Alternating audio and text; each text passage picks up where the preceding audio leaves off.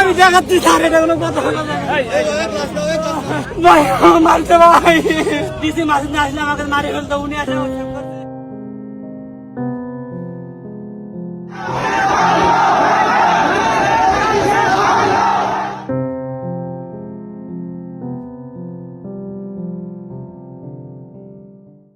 दीपू चंद्र दास को अभी पूरा भारत भूला भी नहीं था कि एक और हिंदू की पीट पीट कर हत्या कर दी जाती है बांग्लादेश में। बांग्लादेश से एक बार फिर से ऐसी खबर सामने आई है जिसने वहां की सामाजिक स्थिति, कानून व्यवस्था और अल्पसंख्यकों की सुरक्षा को लेकर गंभीर सवाल खड़े कर दिए हैं। कुछ ही दिन पहले आपको याद होगा, दीपू चंद्र दास की भीड़ द्वारा हत्या और उसके बाद शव को आग के हवाले किए जाने की घटना की गूंज अभी थमी भी नहीं थी कि अब एक और हिंदू युवक की मौत की खबर ने माहौल को और ज्यादा संवेदनशील बना दिया है। इस बार मृतक का नाम था अमृत मंडल, उम्र 29 साल, जिसे स्थानीय लोग सम्राट के नाम से भी जानते थे। यह घटना बांग्लादेश के राजबाड़ी जिले के पाशंगा उपजिला क्षेत्र में हुई है, जो राजधानी ढाका से करीब 3.5 घंटे की दूरी पर स्थित है। स्थानीय मीडिया रिपोर्ट्स के मुताबिक बुधवार रात करीब 11 बजे अमृत मंडल को भीड़ ने बुरी तरीके से पीटा, जिसके बाद उसकी मौत हो जाती है। घटना सामने आते ही बांग्लादेश की मोहम्मद यूनिस के नेतृत्व वाली अंतरिम सरकार ने तुरंत इस मामले पर अपनी प्रतिक्रिया दी है और साफ कहा है कि इस हत्या का सांप्रदायिक हिंसा से कोई संबंध नहीं है। लेकिन इसका हम दूसरा पहलू आपको बताने वाले हैं आज। सरकार की ओर से जारी बयान में यह कहा गया कि सोशल मीडिया और कुछ मीडिया संगठनों द्वारा इस घटना को लेकर भ्रामक जानकारी फैलाई जा रही है। सरकार के मुताबिक पुलिस की शुरुआती जांच में यह साफ हुआ था कि अमृत मंडल एक सूचीबद्ध अपराधी था और वह इलाके में रंगदारी वसूलने के इरादे से लगातार आया करता था। बयान में यह भी कहा गया कि घटना आपराधिक गतिविधियों से जुड़ा एक हिंसक टकराव का नतीजा है, ना कि किसी धार्मिक या सांप्रदायिक कारण का। लेकिन दूसरा पहलू है, क्या है? पुलिस प्रशासन ने भी लगभग यही कहानी सामने रखी थी। पाशंगा सर्कल के जो सहायक हैं देवव्रता सरकार के अनुसार, अमृत मंडल अपने कुछ साथियों के साथ एक स्थानीय निवासी के घर पहुंचा था और वहां जबरन पैसे वसूलने की कोशिश कर रहा था। जब घर के लोगों ने शोर मचाया और चोर चोर, डकैत डकैत की आवाज लगाई तो आसपास के ग्रामीण मौके पर इकट्ठा हो गए। इसी दौरान हालात बिगड़ जाते हैं और गुस्साए लोगों ने अमृत मंडल की इतनी पिटाई कर दी कि मौके पर ही उसकी मौत हो जाती है। पुलिस को जब सूचना मिली तो वे तुरंत मौके पर पहुंचे और अमृत मंडल को गंभीर हालत में अस्पताल ले जाया गया, जहां रात करीब 2 बजे डॉक्टरों ने उसे मृत घोषित कर दिया। पुलिस का यह भी कहना है कि अमृत मंडल के खिलाफ पहले से कम 2 आपराधिक मामले दर्ज थे, जिनमें एक हत्या का मामला भी शामिल है। घटना के बाद उसके अधिकांश साथी जो वहां गए थे, ऐसा पुलिस कह रही है, मौके से फरार हो गए। हालांकि पुलिस ने एक व्यक्ति को गिरफ्तार किया है, जिसके पास से एक पिस्टल और एक देसी बंदूक बरामद की गई है। पुलिस के अनुसार अमृत मंडल लंबे समय से आपराधिक गतिविधियों में शामिल था और हाल ही में वह भारत से लौटकर इलाके में सक्रिय हुआ था। सरकार और पुलिस की इस सफाई के बावजूद कई सवाल अपनी जगह पे कायम है। क्या है वो सवाल? सबसे बड़ा सवाल तो यही है ना कि जब कुछ ही दिन पहले एक हिंदू युवक की भीड़ द्वारा हत्या कर दी गई और उसका शव जला दिया गया और अब एक और हिंदू युवक भीड़ की पिटाई से मारा गया और बांग्लादेश सरकार इसकी सफाई दे रहा है कि यह सांप्रदायिक हिंसा नहीं है, तो क्या इन घटनाओं को सिर्फ संयोग मान लिया जाए? दोनों ही मामलों में सरकार का यह कहना है कि सांप्रदायिक हिंसा ये नहीं है, लोगों के मन में और ज्यादा संदेह पैदा करता है। सवाल यह भी है कि अगर कानून व्यवस्था मजबूत होती तो किसी भी हालत में भीड़ को कानून अपने हाथ में लेने की हिम्मत कैसे हो जाती? ये सबसे बड़ा प्रश्न है। ये पूरा मामला ऐसे समय पर सामने आया है जब बांग्लादेश की राजनीति एक बड़े बदलाव के दौर से गुजर रही है। करीब 17 साल के लंबे इंतजार के बाद बांग्लादेश नेशनलिस्ट पार्टी के कार्यकारी अध्यक्ष और संभवित प्रधानमंत्री उम्मीदवार तारिक रहमान देश लौट आए हैं।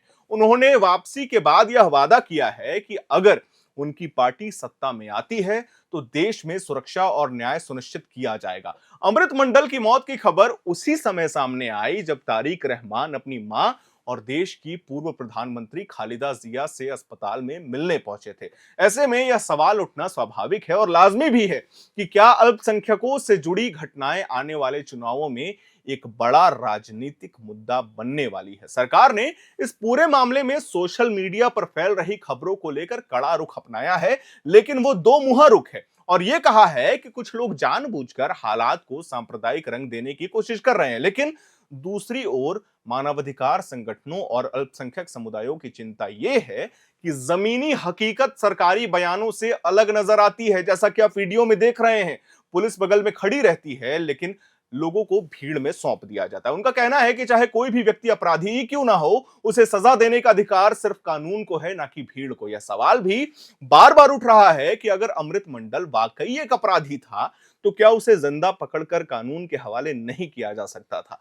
भीड़ द्वारा पीट पीट कर किसी की भी जान लेना, चाहे वो किसी भी धर्म का हो, यह लोकतांत्रिक व्यवस्था में नहीं हो सकता है। यही वजह है कि यह घटना सिर्फ एक हत्या का मामला नहीं रह जाता, बल्कि यह बांग्लादेश में भीड़ हिंसा, कानून के राज और अल्पसंख्यकों की सुरक्षा पर एक बड़ी बहस को जन्म देती है। सबसे अहम सवाल अब भी यही है कि सरकार जिस तरीके से हर घटना के बाद यह कह रही है कि मामला सांप्रदायिक नहीं है, क्या उससे लोगों का डर खत्म हो पाएगा? जब बार बार ऐसी घटनाओं में हिंदू समुदाय से जुड़े नाम सामने आते हैं तो अविश्वास गहराना स्वाभाविक है। आने वाले दिनों में यह देखना अहम होगा कि जांच कितनी निष्पक्ष होती है, दोषियों को सजा मिलती है, नहीं मिलती है, और क्या बांग्लादेश अपने अल्पसंख्यक नागरिकों को यह भरोसा दिला पाएगा कि उनकी जान की कीमत सिर्फ एक सरकारी बयान तक सीमित नहीं है। लेकिन कुछ प्रश्न है जो हम आपसे यहां पूछने आए हैं, जानने आए हैं।